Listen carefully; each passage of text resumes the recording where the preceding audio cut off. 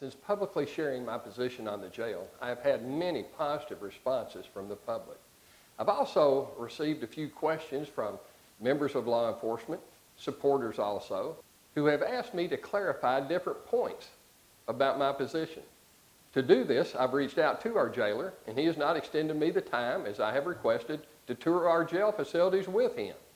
With those facts being what they are, I've reached out to a nationally recognized detention authority and consultant to ask the questions that my supporters have asked me and the voters of Scott County need to know. Presently, our jail is an 86-bed facility, and we have roughly 80 prisoners from Scott County there. Our inmate population today, though, is 139. The balance over our Scott County inmates are state inmates that our jailer has chosen to house. The consultants and specialists that I've chosen to go to tell me that it's within the power of the jailer alone to take in as many prisoners as he would so choose from the state.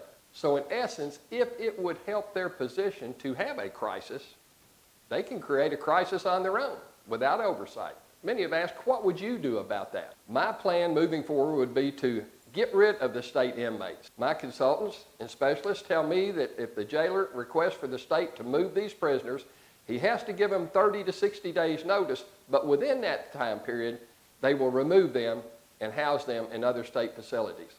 Moving forward, what I would see for Scott County, as I've said, I don't want to be in the prisoner housing business. My plan would be to get rid of the other state prisoners at the earliest possible opportunity. And then when we plan for our future, what Scott County's needs are and our growth. In my mind, it would be to build another 80 to 100 bed facility that would double what Scott County has for inmate detention. In doing so, it would come with a price tag of between $8 and $10 million. That cost we could write a check for, and it wouldn't use 100% of our rainy day funds, and it wouldn't put the county in $1 of debt. We have the opportunity to end the overcrowding in Scott County Jail today by simply removing the state inmates. It requires merely a 30 to 60 day notice to the state of Kentucky, and those inmates can be moved.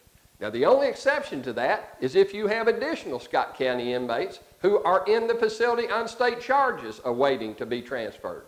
But ladies and gentlemen, out of the almost 50 inmates that are overcrowding our jail, the vast majority can be moved within 60 days. If I'm so fortunate to be elected your Scott County judge, coming into office, one of the very, very first issues that I want to address is our detention facilities. But I want to do it in a business manner. You know, I'm the only candidate who has laid out a plan.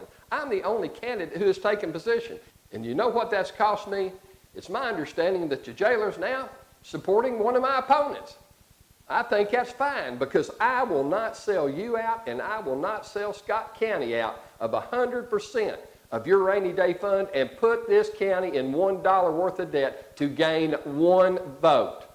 If I can't win this race the right way, then I guess I just can't win it. We talk about things like this. I'm Mark Smith.